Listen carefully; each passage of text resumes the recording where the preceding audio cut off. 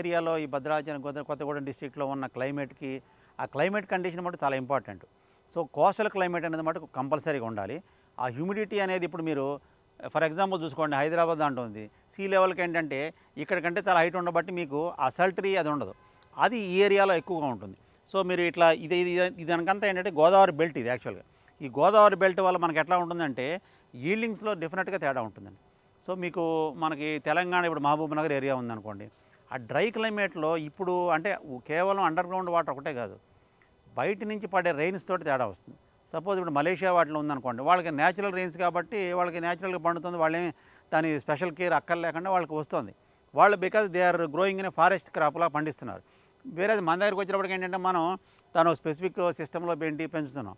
So సరే సబ్సిడీలు అంటే ఇప్పుడు రెమ్యూనరేటివ్ ప్రైస్ ఉంది కాబట్టి సపోర్ట్ చేస్తుంది గవర్నమెంట్, నో డౌట్. కాకపోతే ఎక్స్ట్రీమ్ క్లైమేట్ కండిషన్స్ మారాయనుకోండి, సపోజ్ 40 degrees టెంపరేచర్, సో రాబోయే రోజుల్లో డెఫినెట్గా అబవ్ 40 మటుకు సమ్మర్లో ఉంటుంది, పీక్ సమ్మర్లో.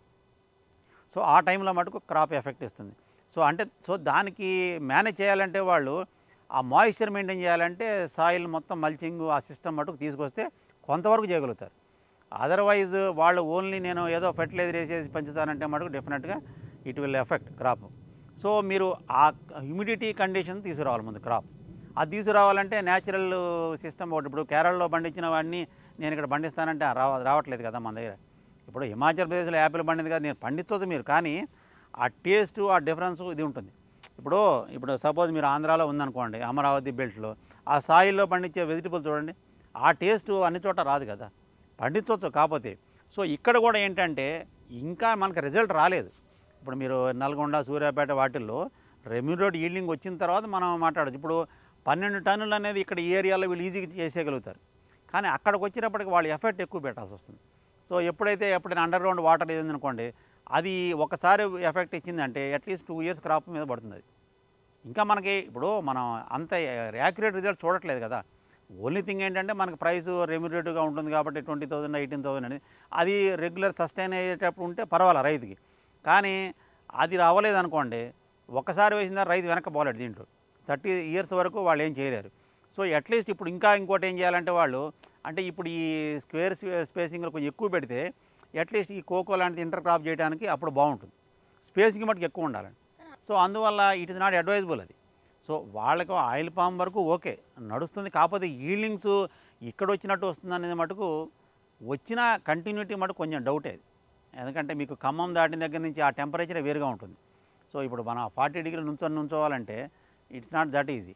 సో ఇక్కడ మీకు మీకు స్వెట్ వస్తుంది చూడండి, ఆ సల్టరీ అది ఉంటుంది. ఎందుకంటే సీ లెవెల్ కొంచెం తక్కువ హైట్లో ఉన్నాయి కాబట్టి.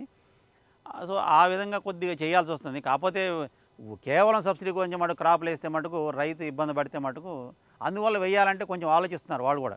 సో ఇప్పుడు ఈ ప్రైస్ కూడా చూడండి, for the last 6 months back ఎట్లా ఉందంటే 13-14 ఉంది. సో అప్పుడు మా రైతుకి ఏమవుతుందంటే రెమ్యూనరేటివ్గా లేదనిపిస్తుంది. సో ఆల్రెడీ వేశారు కాబట్టి వీళ్ళు ఎక్కడికి చేంజ్ చేయలేరు.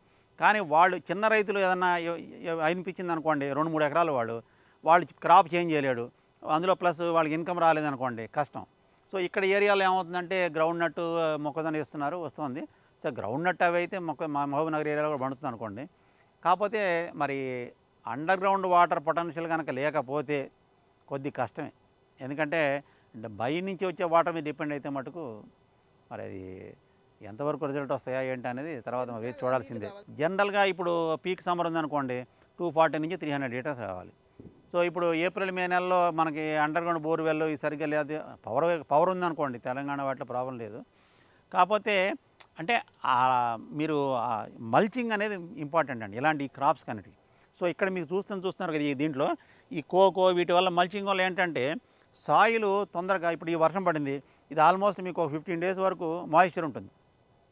సో అలాంటి ఏరియాల్లో అది ఉండాలంటే కష్టంగా, అది ఉండాలంటే వాళ్ళు ఈ ఆయిల్ పామ్ ఫ్యాక్టరీ దొరికే ఫైబర్ అవి ఉన్నాయి చూడండి, అదంతా చేసి దాన్ని మెయింటైన్ చేయాలి మాయిశ్చర్. కాకపోతే సీరియస్గా చేయాలి. ఏదో క్రాప్ వేసాం వచ్చేస్తుందిలే అనుకుంటే మటుకు కష్టం. అందులో ఇప్పుడు వేసే ఈ ఫెర్టిలైజర్స్ కెమికల్ తోటి సో వీటి లైఫ్ స్పాన్ తగ్గిపోతుంది. ఒకప్పుడు 30 years వరకు ఓకే అనుకున్నారు, ఇప్పుడు 20 నుంచే అవి స్టార్ట్ అవుతున్నాయి. 8th నుంచి 15th year వరకు పీక్ అండి ఈల్డింగ్స్. సో ఎన్ని చెప్పినా ఈ కోస్టల్ క్లైమేట్ ఉండేదానికి మనం మీట్ అవ్వటం కొంచెం కష్టమే. ఆయిల్ పామ్ వేసినప్పుడు కూడా వాళ్ళ మైండ్లో ఎట్లా ఉందంటే అంటే ఇప్పుడు 10,000 ఎంఎస్పి పెట్టమన్నా కూడా 10,000కి బిలో రాదండి అన్నారు ప్రైసు. రాదు కరెక్టే. కానీ అది ఎప్పటికి ఎవరు సైన్ చేయలేరు కదా అది. ఇప్పుడు మీరు సడన్గా మలేషియాలో హై ఈల్డింగ్స్ వచ్చి ఇంక ఎప్పుడైనా ఈ ఆయిల్ అంటే అడ్వాంటేజ్ ఏమవుతుందంటే ఆయిల్ పామ్కి ఈ ఆయిల్ని మనం కన్ఫెక్షనరీ ఇండస్ట్రీలో బాగా వాడుతున్నారు. సో మోర్ దాన్ మనం వాడేదానికంటే ఈ బిస్కెట్స్ ఆ ఇండస్ట్రీస్లో కేక్స్లో బాగా బైండింగ్ ఏజెంట్గా బాగా పనికొస్తుంది. సో ఎప్పుడైతే దానికి పనికొస్తుంది కాబట్టి దాని డిమాండ్ అట్లా పెరిగింది. సో ఆ డిమాండ్ మీట్ అవ్వాలంటే మనకు డెఫినెట్గా ఆయిల్ పామ్ కావాలి. సో ఆయిల్ పామ్ కావాలంటే రైతులకి ఏదో ఒకటి అంటే ఒక స్టాండర్డ్ క్రాప్ లాగా ఉంటే వాళ్ళకి మినిమం ఇన్కమ్ వస్తుందనేది మన గవర్నమెంట్ ప్లాన్ కూడా యాక్చువల్గా. సో ఇప్పుడు ప్యాడీ ఉందనుకోండి, ఆ ఎంఎస్పి వస్తుంది, కాకపోతే ఆ ప్రైసు ఒక్కోసారి ఏమవుతుందంటే ఆ ప్రైసు క్లైమేట్ ఇప్పుడు ఇట్లాగే ఉంది, ఏదైనా హార్వెస్ట్ చేయాలనుకోండి సడన్గా రెయిన్ వచ్చినప్పుడు వాళ్ళు కూడా ఏం చేయలేరు. సో ఇక్కడ దీనికి అడ్వాంటేజ్ ఏంటంటే మీకు కోతులకు ప్రాబ్లం లేదు, హార్వెస్టింగ్ వల్ల ఇది లేదు. సో ఇది ఆల్రెడీ మాకు 20-30 ఇయర్స్ నుంచి ఇక్కడ ఉంది కాబట్టి వీళ్ళు దీనికి ఎక్కువ అడాప్ట్ అయిపోయి ఉన్నారు. వేరేది కొన్ని చోట్ల ఇంకా అది టైం పడుతుంది. కాకపోతే ఇంత ఈల్డింగ్స్ అయితే మటుకు అసలు హార్డ్లీ మీకు 10-20% పీపుల్ ఏమైనా చేయగలుగుతారేమో. అట్లా 90% పీపుల్కి మటుకు ఆయిల్. ఇప్పుడు మీకు పాల్వన్స్ ఏరియా ఉంది, అక్కడే యావరేజ్ ఈల్డింగ్ తగ్గుతోంది. ఇప్పుడు లాస్ట్ 2 ఇయర్స్లో మన ఏరియాలో కూడా అంటే ఈ యావరేజ్ అంత రాలా. ఇప్పుడు వీళ్ళన్నీ 10-12 యావరేజ్. ఇప్పుడు మీరు క్యాలిక్యులేట్ చేసినప్పుడు అంటే యావరేజ్ ఈల్డ్ చూస్తాం మనం. ఇప్పుడు ఎవరో 10 మంది రైతులకి ఈల్డింగ్ వచ్చేదాన్ని క్యాలిక్యులేట్ చేయలేం కదా. సో ఇప్పుడు మేముందంటే మేము కంప్లీట్గా న్యాచురల్ ఫార్మింగ్లో చేస్తున్నాం. సో ఇట్లా మొత్తం ఈ ఫైబర్ మల్చింగ్లో చేస్తున్నాం కాబట్టి అది పీక్ సమ్మర్లో కూడా సస్టైన్ అవుతుంది. సో వేరే అది కంప్లీట్గా మీరు కెమికలే వాడి మళ్ళీ ఇట్లాగే వాడితే అది కొంచెం ఇబ్బంది కలుగుతుంది. ఇప్పుడు 5-6 టన్నులు వచ్చి దాని ప్రైస్ 13,000-12,000కి వచ్చింది అనుకోండి, రైతులు మళ్ళీ ఇది ఎందుకు వేసామని మళ్ళీ అనుకుంటారు. సో 20 అనేది ఇంకా ఇది అవ్వదండి యాక్చువల్గా. అంటే ఎంఎస్పీ అయితే చేయలేరు, నాట్ ఈవెన్ 15 కూడా చేయరు. ఎందుకంటే మార్కెట్ ఇంటర్నేషనల్తో డిసైడ్ అయ్యేదాన్ని మనం ఎట్ట చేయగలుగుతాం చెప్పండి. ఇప్పుడు కోకోగే ఉంది, లాస్ట్ ఇయర్ గానా అదంతా క్రాప్ పోయింది కాబట్టి ఐవరీ దాంట్లో సడన్గా షూటప్ అయింది ప్రైస్. అదే మళ్ళీ ఈ ఇయర్కి ఏమైంది, మళ్ళీ గ్రాడ్యువల్గా తగ్గుతూ వచ్చేసింది, మళ్ళీ 50% ప్రైస్ తగ్గిపోయింది. సో కాకపోతే ఏంటంటే మినిమం ఆ 300 ఆ రేంజ్లో నడుస్తుంది కాబట్టి ఇక్కడ ఏంటంటే ఇంటర్ క్రాప్గా ఉంటుంది, ఇక్కడ కుదురుతుంది. సో కోకో వాటిలో మన కొబ్బరిలో అయితే ఇంకా బాగుంటుంది అనుకోండి. సో దీంట్లో కూడా ఏంటంటే ఇలాంటి క్రాప్ వేయాలంటే ఆ స్పేసింగ్ కొంచెం చేంజ్ చేసుకోవాలి. అసలు యాక్చువల్గా ఏంటంటే 40 ప్లాంట్స్ స్క్వేర్లో పెడితే ఆయిల్ పామ్లో కూడా మీకు మంచి ఇంటర్ క్రాప్స్ చేయొచ్చు, జాజి, ఒక్క, కోకో. సో అంటే రెండు ఇప్పుడు రైతుకి ఎట్లా ఉంటుందంటే అది లేకపోయినా కానీ రెమ్యూనేట్ అవుతుంది. సో అవి కూడా ఎక్కడంటే ఇలాంటి కోస్టల్ ఈ క్లైమేట్లో బాగా సూట్ అవుతాయి. సో కంప్లీట్ డ్రై ఏరియాల మటుకు డెఫినెట్గా ఇట్ విల్ ఎఫెక్ట్ అండి. ఇఫ్ నాట్ ఈ రోజు కాకపోయినా మీకు రాబోయే రోజుల్లో 50 degrees టెంపరేచర్కి వచ్చేస్తుంది అనేది మనకి అందరికీ తెలుస్తుంది. ఓజోన్ లేయర్ అందరికీ అది తెలిసిపోయింది. ఆ టైంలో మనం అప్పుడు ఏం చేయగలుగుతాం చెప్పండి. అప్పుడు మనం ప్లాంట్ మనం వెనక్కి తీసుకురాలేము, మీరు ప్లాంట్ తీయలేరు. ఇంకొక డిసడ్వాంటేజ్ ఏంటంటే ఈ ప్లాంట్ తీయాలంటే ఫర్గెట్ అబౌట్ క్రాప్, ఇది ఆ తీయడానికే కాస్ట్ ఎక్కువ. సో దట్ ఈజ్ వన్ ఇది అడ్వాంటేజ్ ఆర్ డిసడ్వాంటేజ్. ఒకటేంటంటే యాబ్సెంట్ ల్యాండ్ లార్డ్కి చాలా రెమ్యూనేటివ్ క్రాప్ ఒక రకంగా చూస్తే. అంటే ఇప్పుడు మీరు లీజ్ అవుట్ చేసే పని అవసరం లేదు, 15 డేస్కి ఒకసారి కాబట్టి మనం ఒకసారి వెళ్ళి చేయొచ్చు కాబట్టి, ప్లస్ దానికేం పెద్ద థెఫ్టింగ్ అది కూడా ఉండదు. మెయిన్ ఆ అడ్వాంటేజెస్ అయితే ఉన్నాయి దాంట్లో. సో ఈ ప్రోస్ కాన్స్ కొంచెం ఆలోచించుకొని ఆ చూసుకునే వాళ్ళకి కొంచెం ఏరియా ఎక్కువ ఉందనుకోండి, వాళ్ళకి ఓకే యావరేజ్ ఈల్డింగ్ చూసుకుంటారు కదా. మరీ 1 or 2 acres వాళ్ళు వెళ్ళి మళ్ళీ తర్వాత అరే నీ క్రాప్ అదే 1 or 2 acres వాడు మల్టిపుల్ క్రాపింగ్స్ ఏమైనా వేసుకున్నాడు అనుకోండి, that will be advantage for him. ఎందుకంటే అతనంతా ఆయన అమ్ముకోవచ్చు, చేసుకోవచ్చు. అదే 10 ఎకరాలను వాళ్ళు వెళ్ళి చేయాలంటే సో పెద్ద పెద్ద ఫార్మర్స్కి అయితే ఇది డెఫినెట్గా అడ్వాంటేజ్ ఉంటుంది. వాళ్ళకి ఈల్డింగ్స్ 5 వచ్చిందా 6 వచ్చిందా చూడరు కాబట్టి, ఒక సంవత్సరం వచ్చినా 2వ సంవత్సరం వచ్చినా కవర్ అవుతుందని దాంతో చేస్తారు కాబట్టి అట్లా బాగుంటుంది అనమాట. చిన్న రాయితీలు మరి 1 or 2 acres వాళ్ళకి మటుకు కొంచెం ఇబ్బంది.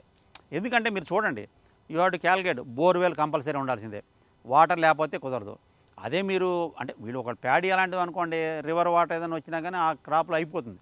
ఇది అట్లా కాదు కదా, మీరు June 15th వరకు అప్పటి వరకు ఆ వాటర్ని మేము సస్టైన్ చేయాలి, మెయింటైన్ చేయాలి. ప్లస్ ఇంకోటి ఏంటంటే రెయిన్ ఫాల్ సిస్టమ్కి వచ్చేటప్పటికి ఈ ఏరియాలో రెయిన్ ఫాల్ ఎక్కువ ఉంటుంది, డెఫినెట్గా ఎక్కువ ఉంటుంది. మీరు అక్కడ ఉండే వాటర్కి ఇక్కడికి తేడా ఉంటుంది. సో క్రాప్ పండిస్తున్నాం అంటున్నాం కానీ ఇప్పుడు ఇక్కడే ఉంది, మాకు బ్లాక్ సాయిల్ ఒకటి దాంట్లో ఉంది క్రాపు. ఆ ఈల్డింగ్ ప్లాంట్ పెరుగుతుంది కానీ అంటే ఆ స్లో ప్రాసెస్ వస్తుంది. అది అన్ని సాయిల్స్లో సూట్ అవుతుందని మనం చెప్పేస్తున్నాం కానీ బ్లాక్ సాయిల్లోకి వచ్చేటప్పటికి ఆ రూట్ జోన్ తొందరగా లోపలికి వెళ్ళదు, స్లో ప్రాసెస్ ఉంటుంది. ఈల్డింగ్స్ కూడా కొద్దిగా టైం పడతాయి దాంట్లో. శాండీ సాయిల్స్లో మటుకు ఎక్సలెంట్గా ఉంటుంది, మంచి ఇదిగా ఉంటుంది. అందులో ఎస్పెషల్లీ ఈ డిస్ట్రిక్ట్స్లో కూడా ఈ అశ్వారావుపేట ఈ దమ్మపేట మండలాలకు ఉన్నట్టు ఇంకొంచెం ముందుకెళ్తే లేదు. మళ్ళీ ఆ విధమైన ఈల్డింగ్స్ ఇది వస్తుంది. మళ్ళీ వెస్ట్ గోదావరి అటువైపు అది మామూలుగా ఉంటుంది అనుకోండి, ఆంధ్రాలో కూడా. సో అది అట్లా ఆలోచించుకుని అట్లా చేయాల్సిందే.